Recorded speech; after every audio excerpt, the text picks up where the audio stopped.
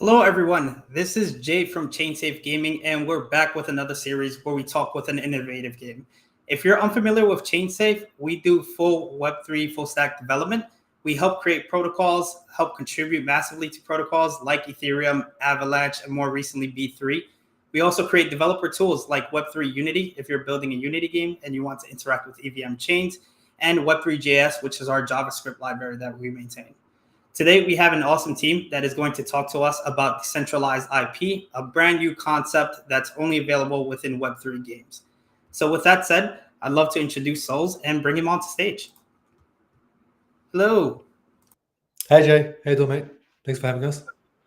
Pretty well. Thanks for jumping onto the stream, having my call earlier in the week. We had a great opportunity to chat about some ideas. So, I'd love for you to introduce yourself to everyone listening and for you to talk about what is Hatchyverse. Yeah, right on. I'm Souls, the founder of Hatchyverse. I'm a game dev, and I specialize in game design and economies. And Hatchy, or the Hatchyverse, is essentially we say it's a decentralized IP. It's essentially a co-op of indie devs, all basically teaming up to build a shared IP, a shared brand with a shared economy. Basically, we create games and make some assets and resources available, and we connect each other's games and build with these assets to essentially offer a bunch of products to a growing audience together. And it's a super interesting concept. I've seen a lot of collectives come together to create art, now games, and IP. And I'm curious from your perspective, your experience, what motivated the decision to establish Hatchyverse as a DAO-owned project? Yeah, right. To me personally, I got into crypto around 2017, and it was very focused on, well, at that time, one of the really big value propositions and one of the big kind of conversations happening was how we can very effectively and cheaply govern on chain, and basically makes it much easier for, especially now in the digital age, to synchronize at scale with quite a bit of confidence in basically like the interaction. You can do little things like uh, you know get everyone's intention and know that everyone participated in something, and then validate that it's very specifically that person. And I guess coming from gaming in particular, you see that the kind of office is kind of redundant, and there's some testament to this. Like, you can go around places. This is something we were talking about a little bit earlier, but you can go around places like Reddit, and you'll see things like, I need a team, where you've got artists or programmers or kind of like musicians all looking for somewhere they can gather and work on something together, and they're happy to kind of like work together with people they're not super familiar with, just to achieve a common goal. And there's like pop-up, I guess, like business models, like the rev share business model, and it's more and more common to see that popping up. And to us, it just kind of seemed like we're at this crossroads where all of these components are there, but they just haven't been put together in this way to solve kind of this niche of trying to work with others or to build something cooperatively or collaboratively and manage without some cumbersome system with lawyers and accountants and kind of like a business administration wing to your company, without having to worry about all of that burden and overhead, to just focus on kind of like the creative side, the product development side, but still have all of the kind of safety nets, so you know that your work isn't wasted and that you have kind of like an agreement that's established. It can be arbitrary in gaming and IP and all this kind of stuff. It usually is arbitrary. The creator is the owner, and then they can do whatever they want with it. So especially in the digital realm, we see all of these novel licensing agreements pop up. You can basically write your own licensing agreement or use someone else's. And we thought, yeah, what a great time to basically take all of that creative energy around the world, but to wrap it in both some kind of creative direction. So our one is around like the elemental monsters and a kind of fantasy world. It's basically like a blend of Pokemon, Digimon, that kind of IP, the elemental monster IP, with basically Dungeons and Dragons and Final Fantasy, that kind of like fantasy worlds IPs.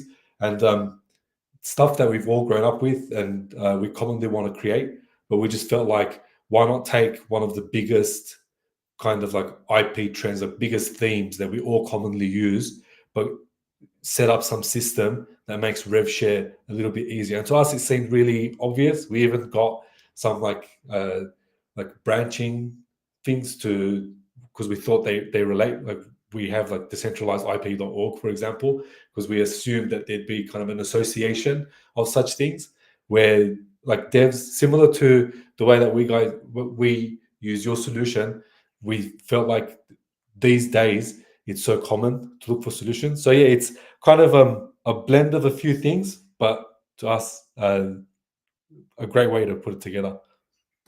Yeah, definitely. And you raised a lot of great points. The fact that like people are already doing this on Reddit, on different forums, and in many cases, you could be a company that like is just maybe posing a concept or an idea, and people are commenting, they're contributing to this idea. They're essentially helping you build your IP, build your lore, and there's not a good mechanism to reward them unless they get into some sort of legal terms and stuff. So that's super fascinating that you're thinking about how do you reward these people that are essentially already contributing to IP that exists.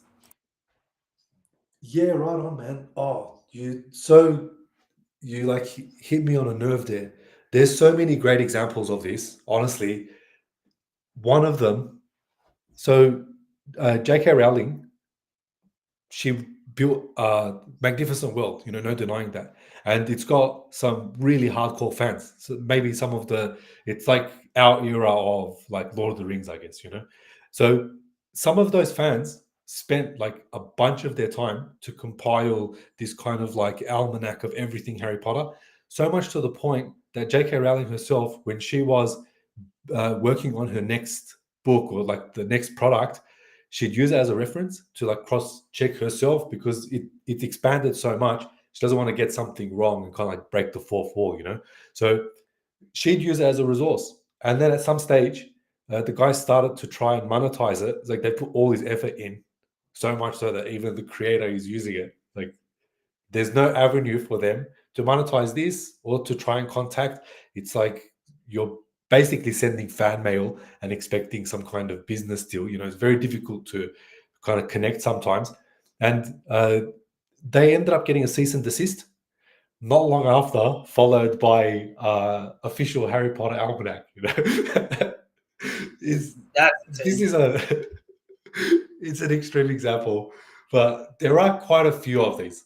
Like this is not the only one, uh, and in some way, it's an untapped market because there's like probably so many of these different IPs with different like mega fans that are happy to build stuff. We were talking about some examples in kind of like the Pokemon world, but in general, it's just seemingly obvious, but something that we not And doing at the yeah, moment. and you made me think about something else too, which is that the cost to do business is currently super expensive because even if I want to give you some sort of rewards for your contribution, I have to have a team of lawyers write something up every time, go back and forth with you on the agreement when I can just have this fully on chain, reward you there, and you sign a transaction, right? And that automatically gets split Mhm. between kind of the contributors. Yeah, man, exactly that. Just you pretty much get all of the benefit done almost instantaneously. The implication, like there's so much happening when you just send a little bit of currency. You can send someone a little bit of token. In that token, like for us, for example, that token represents the ownership of the IP itself. It's written in the contract agreement. It's something that you at several locations basically sign digitally using your private key. So it's like, for our sake, at least 100% verified, or to a very, very high degree, that it's, the desired outcome. Everybody agrees that this is like the rules of engagement with this IP. We have little things like, for us, we open it up from the beginning. It's $0 up front. We give full access to all of our assets. And then after 300K in revenue, there's a 10% licensing fee as the only liability. And that's written in the contract code, and the dev signs for that before they can download any assets. So it's like, there's no, it's like really easy to see and surface at all of the locations that you need it to be. And after that point, there's pretty much nothing you need to do. As soon as we send a token, you pretty much did the equivalent of like getting the accountants, getting the lawyers, sending the agreement, everybody signing. This cumbersome, like, how many weeks of work, thousands of dollars, hiring people that don't add any value really to the product, because really you want to be doing art and arguing about like the way the dragon looks. You don't want to be talking about like, did you get this form, did you sign this area, do you and then yeah, and then the kind of battle to try and enforce that or to maintain that. Now we're able to, for example, take like a licensing fee and distribute it by ratio to every single token holder. Just the efficiency in that, it can literally be done in real time. Yeah, that's super interesting. So I want to get a little bit better understanding of how this exactly works. So I'm holding the token, and is it just for holding the token, no matter what the contributions are? If they generate revenue through this IP, am I getting rewarded just for holding the token, or am I having to do something specific and engage with the community in a certain way? Mm-hmm. Yeah, for us, we see this as a scale, not necessarily like a binary option.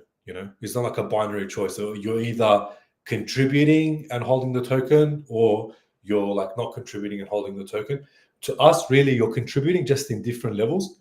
So we constantly talk about, like, another way that we would symbolize that is, in terms of like IP growth, we've got basically like some ideas on paper, or some, it's like we say, like, strategically placed pixels on a screen.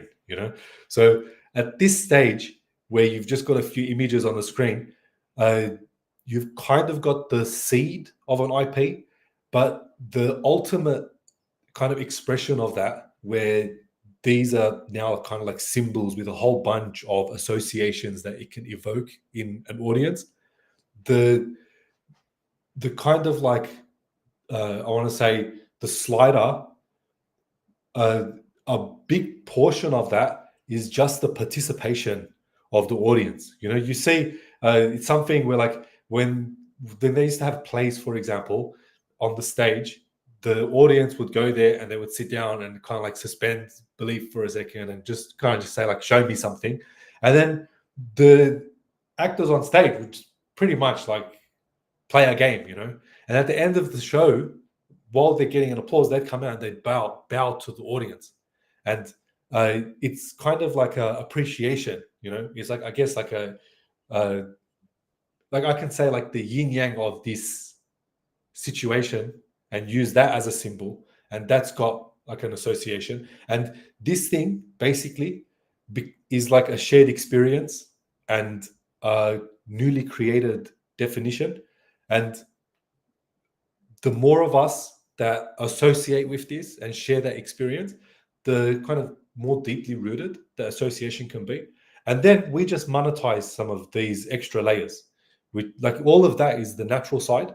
And it's the side at which every user, like, it's the side at which, when I was a child trading Pokemon cards or battling my friends with like my keychain Digimon, I was actually adding to the IP of these companies. And it's artists of our past, the experiences that they had were the ones that they tried to replicate. Imagine, like, just imagine copyright from before. You definitely wouldn't have so many like cathedrals that share symbols, or you wouldn't have like we don't even know what the origins of some of these things are. We just know that people lived in kind of like a lot more I guess like generous times, where uh, there's obviously value created there, and there's obviously kind of like potential once tapped in. At the moment, we're a little bit restrictive because of the ownership models, and rightly so. Usually, it's kind of easy to create products, much easier when the brand is kind of growing in association and there's an immediate target audience. So, in some way, the consumer, even the consumer, is like should be is valued, but should be valued for also their contribution to growing the brand, and then at a deeper level, not only by experience but also by the fact that they attract production of more stuff.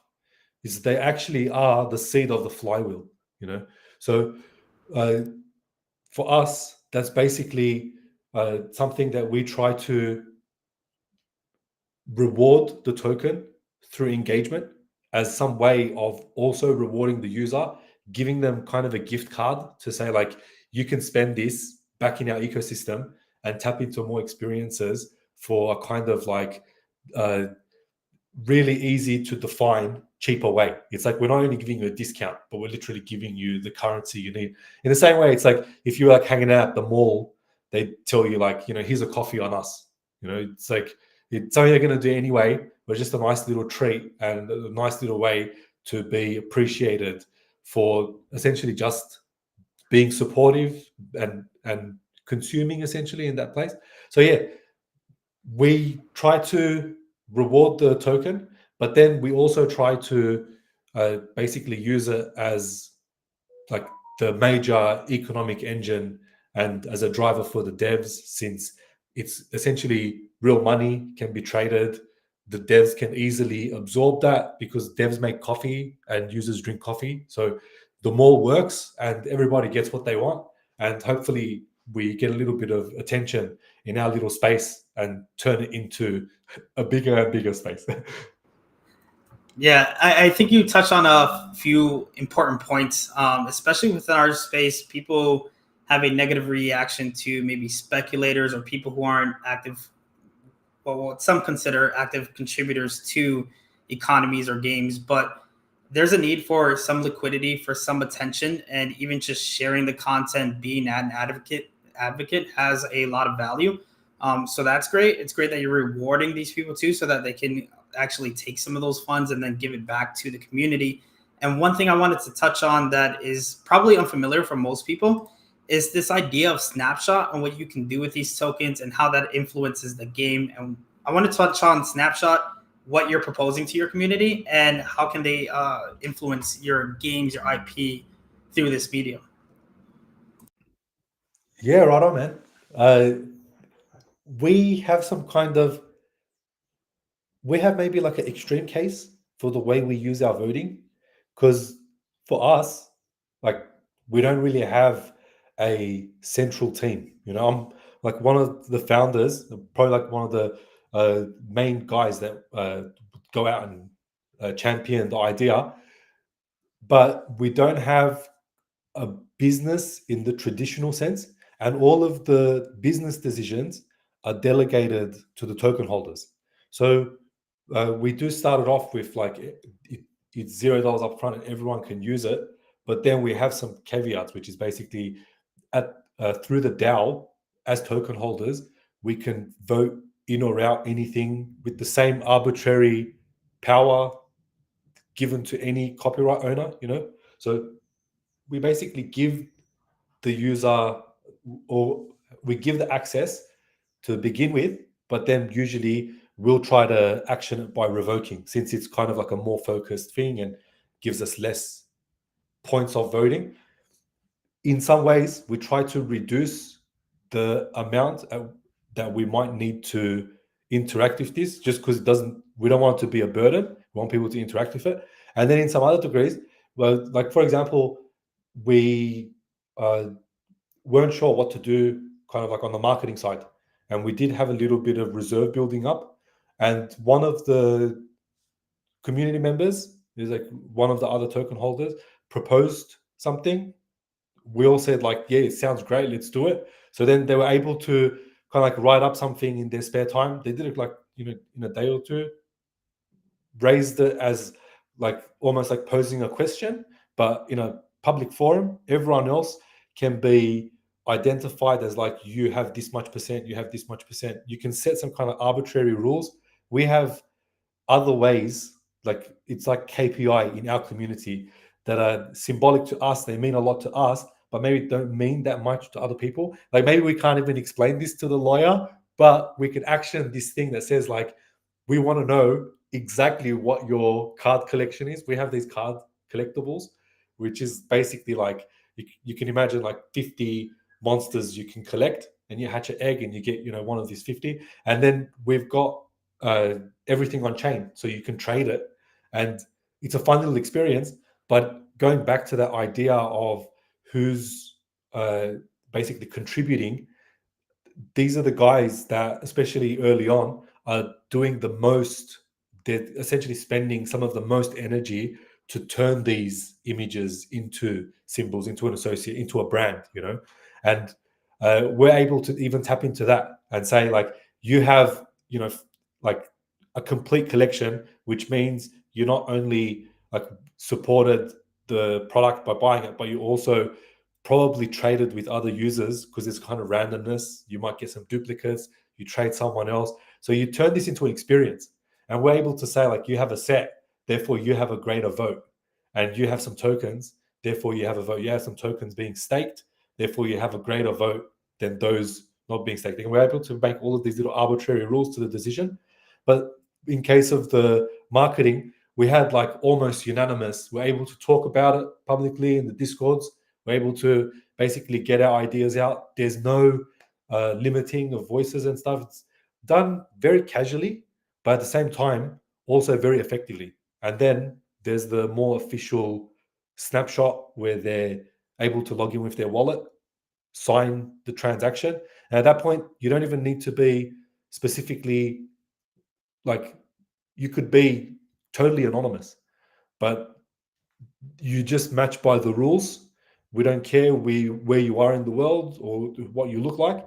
It's just you abide by the same agreement that everybody in the community makes, and then we action something, and we all action it with the same rules. And yeah, it's all and kind of sounds like deviation in some cases, but it's just so beautiful to see these ideas of democracy that we all kind of grew up with, and maybe got a little bit scorned, thinking like, is this even possible with what we see?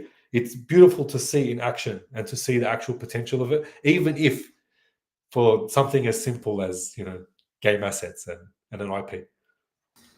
Yeah, there's a lot of fascinating points there. I was mind blown too when I found Snapshot a few years ago and saw how people were voting on different things. I love that you can propose even to like get a budget to have a marketing campaign, like you said, or maybe individual like IPs, have a community vote on it, issue funds to that person because they have a great idea and the community wants to see it come true.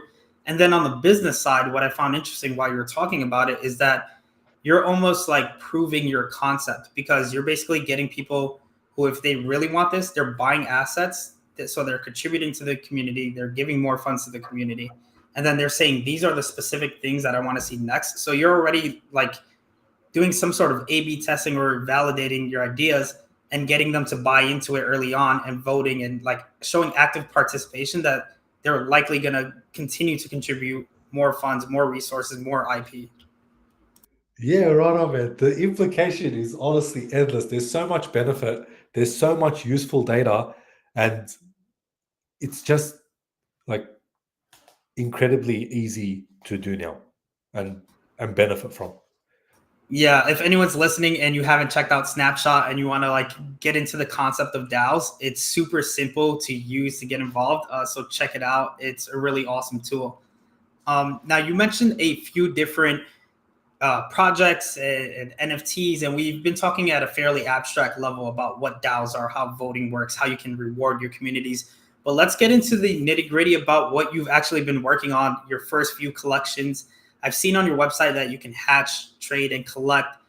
Tell us about your first few NFTs. How do they work? Yeah, it's funny the way you think.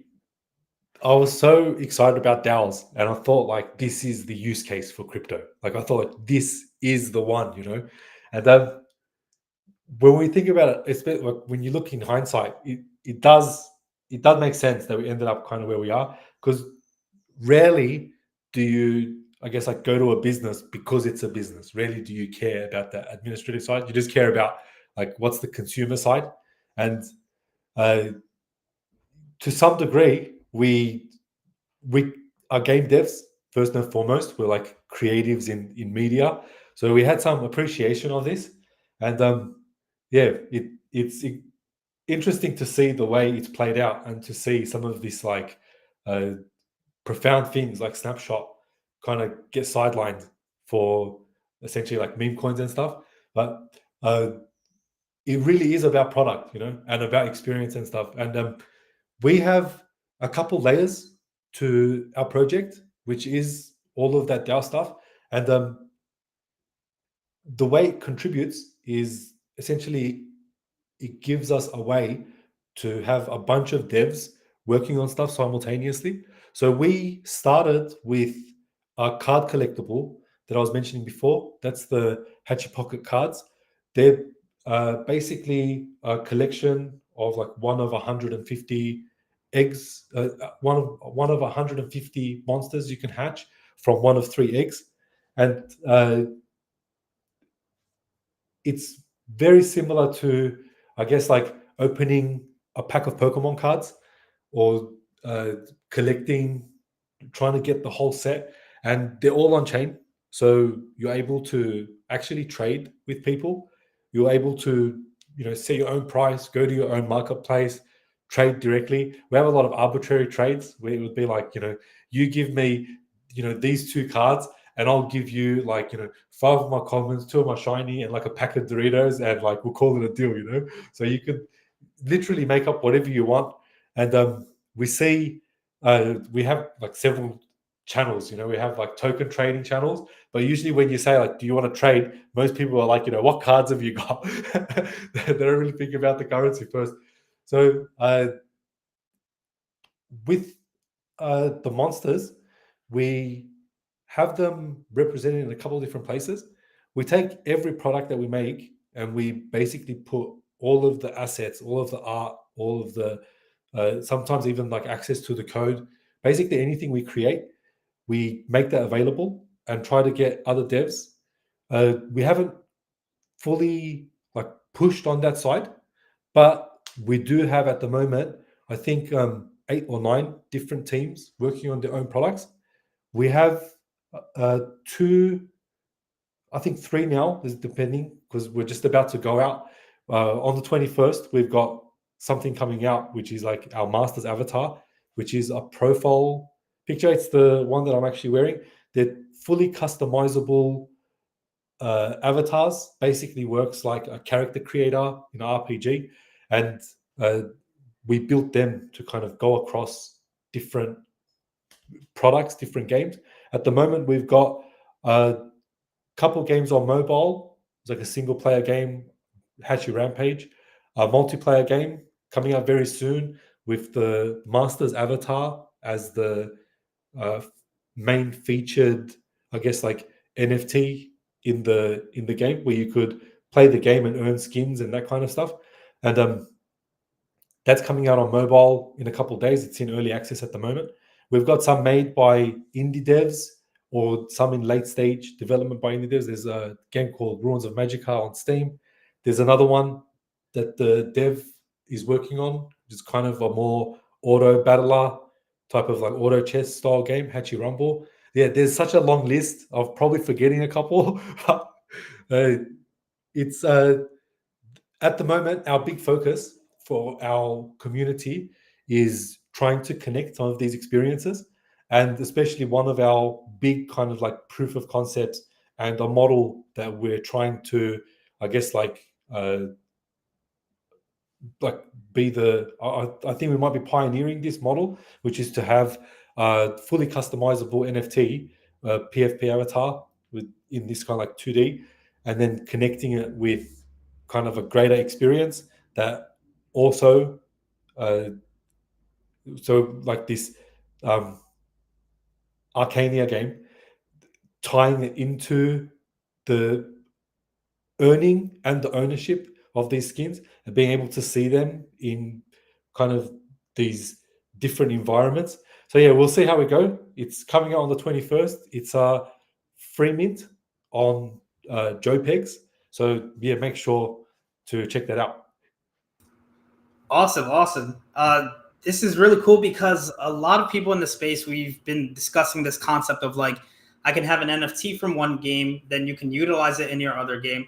But the reality is you have to get cooperation from that other developer to say, I want to create a unique experience. I want to give you a skin within, this game that looks at your NFT and says, all right, this is accessible to you. And I think you guys are taking an awesome approach because you're giving the IP first and then saying, all right, do whatever you want with it, create a game, create all these other things. And you're already thinking about how can I use the same profile in all these other games. So they're like starting with your IP and then building these experiences versus having the game already done and figuring out, all right, how can I work with those people, Yeah, right on. We really see that as kind of very profound because to some degree it's difficult to synchronize with other like another brand. This is actually one of the burdens of IP in general. If you were to go, if we were, for example, like starting a new venture and we said like, hey, let's go and use this other big IP. Let's make this great product. When we approach them, they might just say like, oh, it's this price for you or that price for you, depending on like how their day is or how they feel about you. Maybe they just don't like us. They're just going to say, I'm just not even going to give it to you. You're just not allowed to use it. In fact, I'm going to sue you now. It's like it's kind of weird. So on what in one aspect, we kind of just have like a clear rule of how to use it, but something even more uh, kind of helps it flow a little bit more and removes a little bit more of the burden is we've already got these assets created, and it's very likely that they're going to be at least even if not stylistically fully synchronized, at least if they're a shared world, a shared theme, they're shared symbols. Not every character works in every environment, and it's even better if you know, especially with indie devs, uh, one of their biggest restrictions is production and trying to get all of these assets. So it's very likely that they'd be using a whole bunch of stuff from the repo and they just be focusing on what they're doing different. And usually it's a little bit better synchronized and it basically adds to the pool and everybody gets a little bit back out of it. We do have some roles even to help these transitions work a little bit smoother. We have basically like an ecosystem art director, and they'll help basically any extra artwork synchronized. And we have kind of like a ecosystem tech lead, which will make sure that you're getting these modules and plugging it in right to maintain standards. So if there's any changes, it's easy to implement.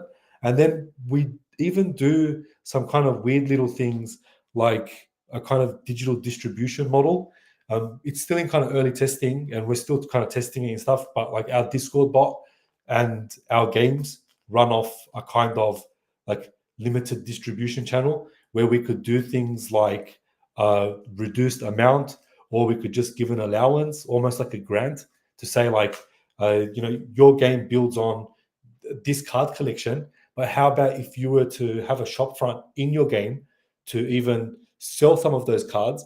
And since you're now the funnel for people to purchase this thing, you can not only see the attribution really cleanly, but you can even at real time during that transaction take your portion and send back a portion. We can like kind of agree on something, or even give some for free to boost that game.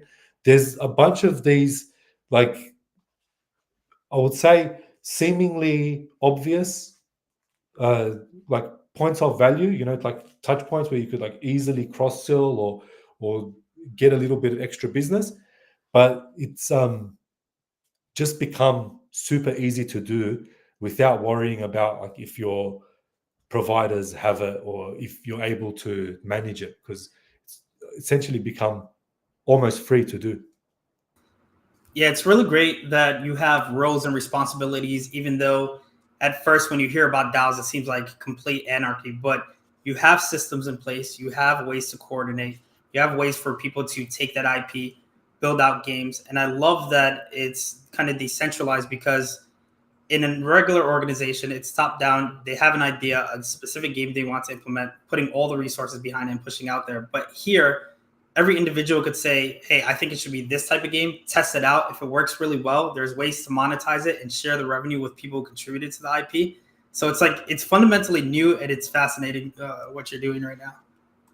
Thank you. Thank you. Now, you spoke about a lot of ways to contribute from NFTs. You mentioned that like code repositories are available. So I'm curious, I'm going in there. Maybe let's talk about the development and then let's talk about the IP. So the IP itself, I see maybe there's a cool game out there and I want to contribute to your game with maybe some new IP that I want to introduce to players. How do I go about that process? Do I just send you a message? Do I propose it? Do I put up my own proposal on Snapshot? Um, are there tools to make it look like the games you already have? How does that process work? Yeah, so some parts of it are very casual, and some parts of it, there is kind of like uh, we try to limit any restriction as much as possible, since like everyone everyone kind of sets their associations in different ways, and there's no real right and wrong. Like, for example, I could take things that like everyone's familiar with, in I don't know, something like Superman. Superman's the good guy. Let's say I want to make something and I want to make him like a villain. It's, to some people, it's like you can't do this, but to some people, like maybe they want to see that. And I think if we look like really deep, there's probably like a little arc where it turned dark. Every hero has that kind of like dark moment. I'm sure they've got like larger arcs, but it could literally be anything. It could be like, we know, for example, like Charizard is a fire Pokemon. Maybe someone wants to make a world of just Charizards where they just have like, this is like Charizard Island. You have an ice one. You have a, it's like, even that sounds cool. Like, there's no reason why that can't happen. And if someone really wants to see it, it's probably they've got some vision that they're tapping into. There's kind of like an amalgamation of like their experiences that they really enjoyed. And we are kind of we are all like fractals of each other in a way. If there's like one of us, there's probably a million more just like us, and the internet has already made it easy for us to find each other and to kind of like create our own little echo chambers. So it's very possible that this is just going to create its own kind of subculture within the IP. And for the most part, if it's adding value to someone, it's adding value to the IP. Even the weirdest things, it's like if one person wants to see it, maybe a million more do as well. So yeah, we don't really try to restrict anything, and that's why when we created the contract, we just had some very simple terms. Both because like people don't like to read the docs, so we have to keep it as simple as possible, and then at the same time, do we really need to control everything? Maybe we don't, and we just try to make resources available. And yeah, I think you guys can relate with this. We just make resources available, and then we just like let it run free and see what people are going to create. Even we do this thing where it's like, just because they're using their stuff, just because they are using our stuff doesn't mean that we own their stuff. So we have like another differentiation over those two layers, where even though the business layer adds to the product layer, it doesn't own the product layer. This is something we see in IP all the time. Like we might go and create this Superman comic where he's the bad guy, and then we might call it, like, I don't know, like negative super or something, and then we'll own this IP now. So this kind of sub IP, this sub product, as much as the next person needs like the DC Comics to say yes, you're allowed to use this, like the actual owners of Superman, they also need that kind of branching thing, depending on the agreement, of course. But in our one, it's a little bit more explicit that there's still room for essentially like private commercial products to have their own ownership layer, because we don't want to, if someone else has, I guess, like a differing point of view, or they want to have a more strict feeling of control where they don't want to, for whatever it's worth, we try to create a system that is appreciative of those fundamental things, but still very welcoming to kind of the whole spectrum of creators of kind of like today. So anyone is able to basically create their own design, use anything that's made publicly available, and just add to it arbitrarily to kind of deviate it if they want to then feed it back into the reserve or not to. All of that is just a decision. No one can kind of like no one is the, I guess, like controller of that. They don't have to approach anybody. They just have the access to begin with. It's all actually written through the contract to make it so it was like basically the base agreement. There's some of those rules that we were talking about before, is everyone abides by the same rules, including like the initial team, including every indie, we all go by the same rules. So is this, when you're referencing a contract, is this a smart contract that mints the NFT? So I contribute the asset, I contribute maybe a name, description, some attributes, and then a royalty or rev share with the organization. Is that how it works? Yeah, it's funny you say that. We did build a system like this, but no, when I'm talking about contracts, I was talking about the Hatchy token itself.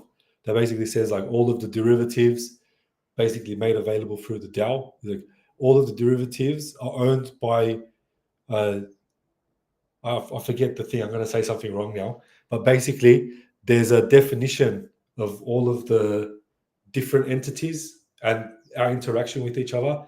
It basically from there says it's totally free and anybody can access it, and only after a certain like revenue, and then it gives some differentiation of like private ownership and the allowance for that, and kind of like a distinction that it's not owned by the brand and stuff. Yeah, I do recall it, but it's basically the currency contract, the ERC20 currency contract, which we've delegated the ownership to. Basically, our DAO token. Okay. So I mint an NFT, I contribute some art. Mhm. But I guess what's the connection between the token and then enforcing, let's say, a royalty on the art itself? So we once built a system. We didn't. It never made it out of testnet because we just couldn't kind of work around having a decentralized system, putting up files and not getting people hacked and downloading malicious code and stuff. So we just didn't have the resources to moderate. But there's probably a discussion that can be made for, I guess, like the best process of absorbing work into an ecosystem. What we tried to do back then, I think we still have it in kind of like our website code somewhere, at least in the Git, where what we tried to do was very similar to kind of Kickstarter, where an artist could post something up and put up just a little price.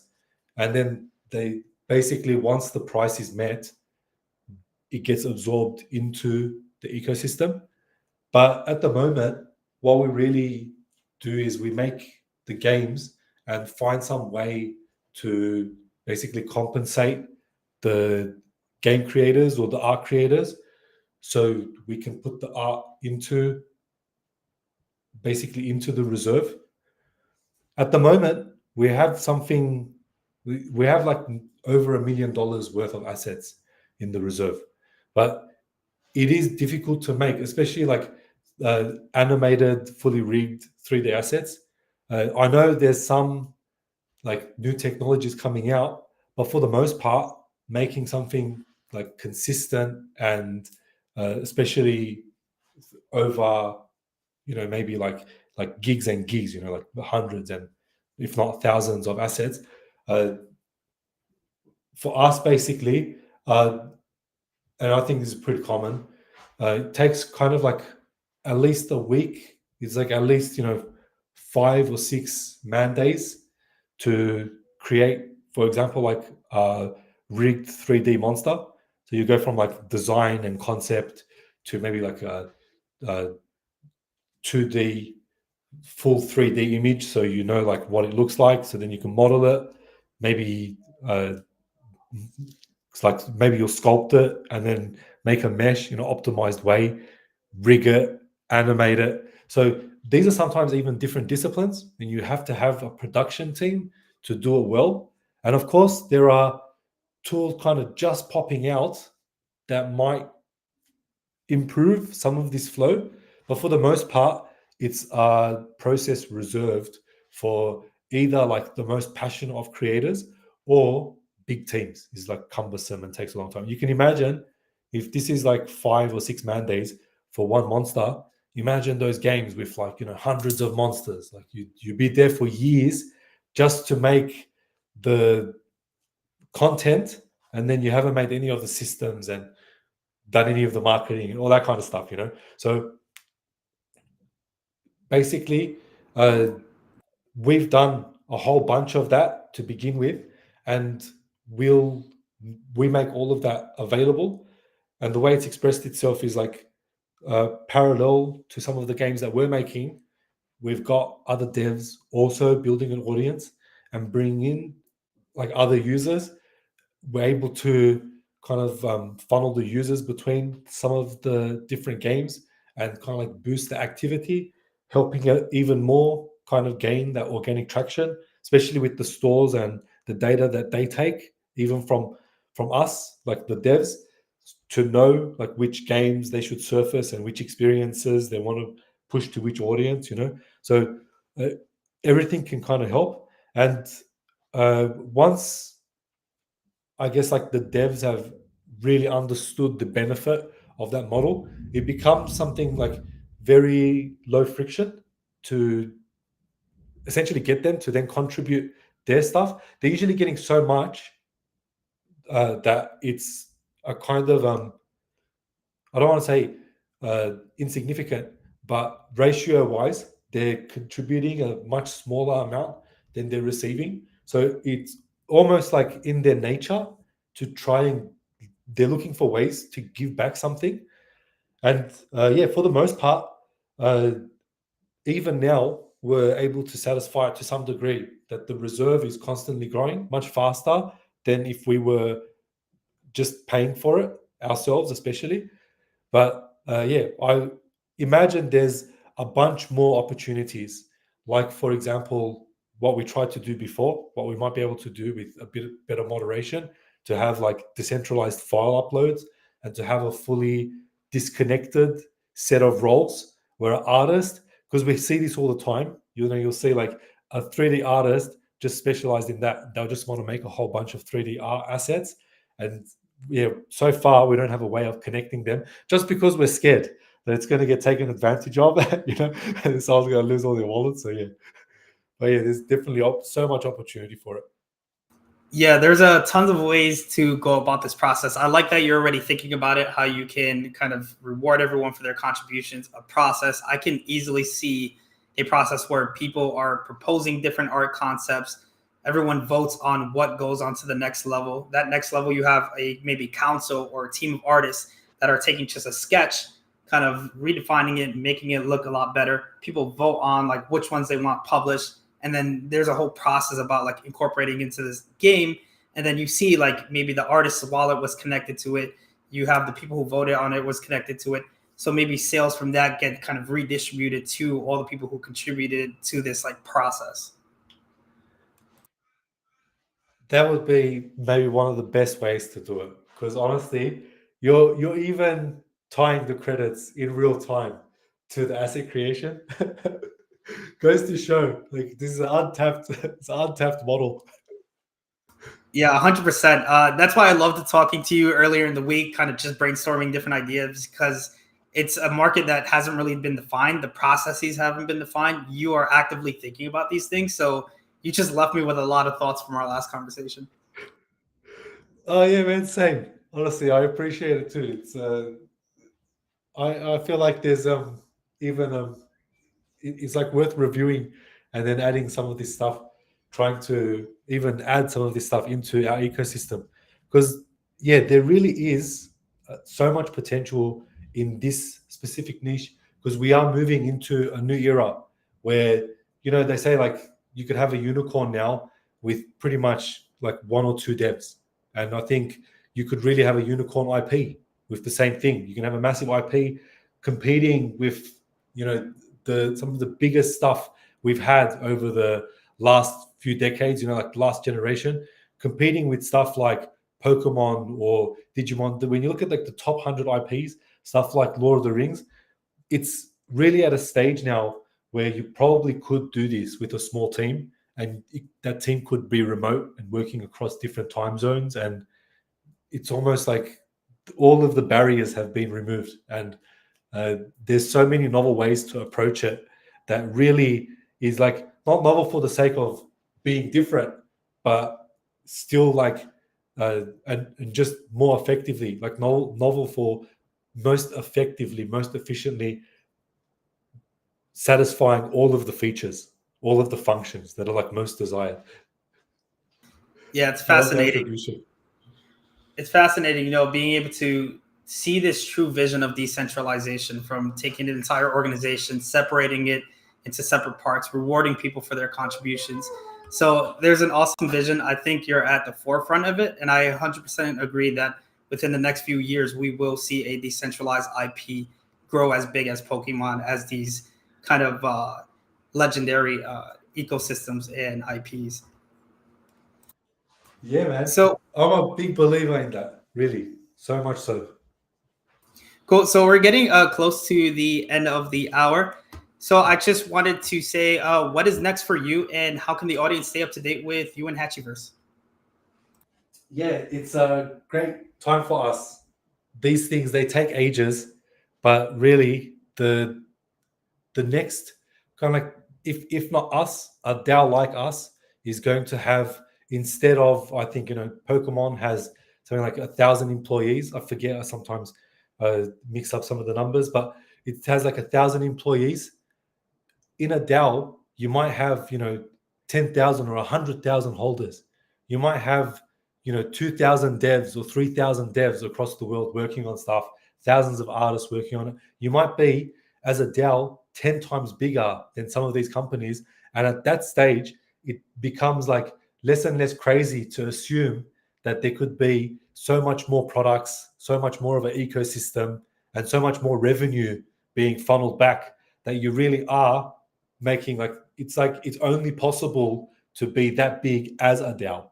You know, I really do see that becoming more and more the norm. And yeah, for us, we are very excited about kind of expressing this to some degree. Uh, we are all indies, so for us, making interconnected ecosystem is a really big deal, because it's hard enough to release kind of one product, let alone kind of like a couple along I guess like frequent enough time frame, let alone together. So for us, we're kind of grinding with away in the background, trying to get it out on the day. But on the 21st, on JPEGs on Avalanche, we're doing a free mint open edition of the Master's Avatar. So you'll be getting basically a ticket to go and mint your own avatar on the Hatchyverse website.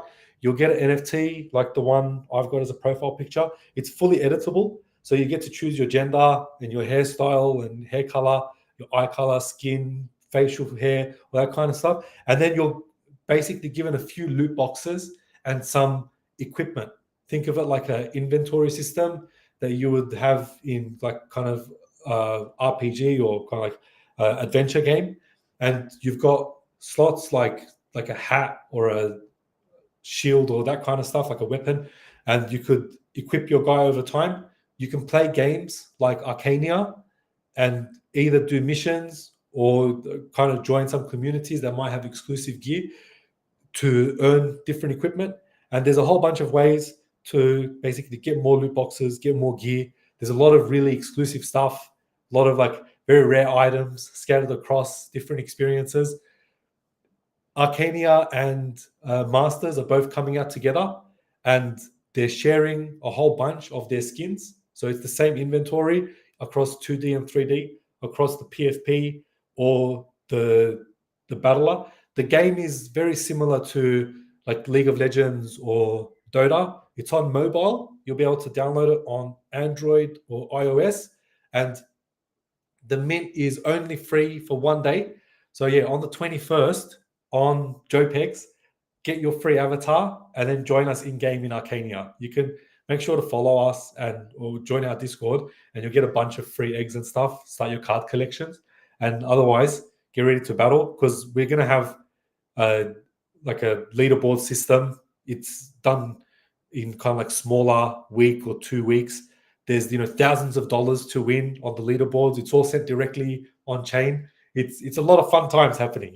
We've been building since 2021, and I would say this is probably the most exciting time to be in Hatchy is during the release of the Masters and Arcania.